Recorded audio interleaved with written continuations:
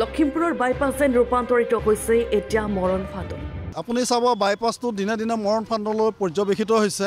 ইয়াত প্ৰত্যেক দিনাই বুলি ক'লেও অত্যুক্তি কৰা নহ'ব, তাত দুৰ্ঘটনা বিভিন্ন ধৰণৰ দুৰ্ঘটনা ঘটি আছে। বাইপাছত নিতৌ সংঘটিত হয় ভয়ংকৰ দুৰ্ঘটনা। আমি দুজন ডেকা ল'ৰা লখিমপুৰ হেৰুৱাইছোঁ। এইটো ঘটনাটো আমাৰ যথেষ্ট দুৰ্ভাগ্যজনক কথা।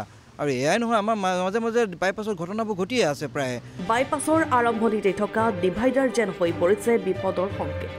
বহুত এটা মানে বিভিন্ন ফালৰ পৰা এটা তিনিকোণীয়া ৰাস্তা, ইফালৰ পৰা গাড়ী আহে সিফালৰ পৰা গাড়ী আহে, মৈডিমীয়া ফালৰ পৰা যায়, ইফালে চৰাইমুৰীৰ পৰা নগাৰী ফালৰ পৰা যায়। এটা বিৰাট যান জঁটৰ সৃষ্টি হোৱা হয়ে আৰু পটককৈ কোনো কণ্ট্ৰলবিহীন হিচাপে গ'লে চবে যোন ফালে গুচি যায়। গতিকে যাৰ ফলত ভয়ানক পৰিস্থিতিৰ সৃষ্টি হৈছে। বহুত এক্সিডেণ্ট হৈ বহুত অকাৰণতে প্ৰাণহানি হৈছে।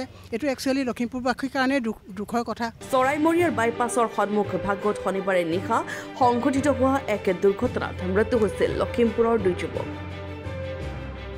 লখিমপুৰৰ ৰাইজৰ মতে এই দুৰ্ঘটনাত যুৱক দুজনৰ মৃত্যুৰ মূল কাৰণ হ'ল এই স্থানত যান বাহন নিয়ন্ত্ৰণৰ ব্যৱস্থা নথকাৰ বাবে।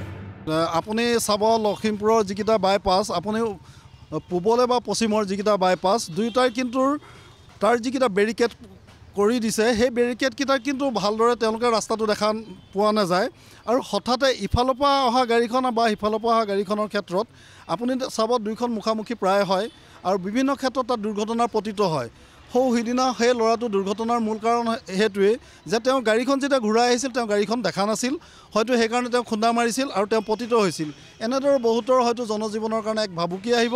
আমি আশা কৰিম প্ৰশাসনে তাত পুলিচ প্ৰশাসন বা ট্ৰেফিকৰ যি নিয়ন্ত্ৰণ বা তাত আজিকালি বিভিন্ন ধৰণৰ যিবোৰ সাংকেতিক চিহ্ন থকা লাইট সেইবোৰ যদি তাত লগাই নিশ্চয় দুৰ্ঘটনাৰ প্ৰতিৰোধ হ'ব। এতিয়া লখিমপুৰৰ ৰাইজৰ প্ৰশাসনলৈ অতি শীঘ্ৰেই সেই স্থানত স্থাপন কৰিব লাগে যান বাহন নিয়ন্ত্ৰণৰ ব্যৱস্থা। নাই, সেই কথাটো অনুকিয়াব পাৰি। যথেষ্ট মানে এটা গুৰুত্বপূৰ্ণ কথা। যিহেতু আমাৰ দুটা মূৰ আছে, এটা ৰঙানদীৰ ফালৰ আছে, এটা আমাৰ চৰাইমৰীয়া ফালৰ আছে। তাত কি হয় আচলতে, এইটো বাইপাছটো যথেষ্ট একে লাইনতে কেইবাখনো গাড়ী আহে। তাৰপৰা টাউনৰ পৰা ধেমাজি ফালে যায় বা ধেমাজিৰ পৰাও আহে।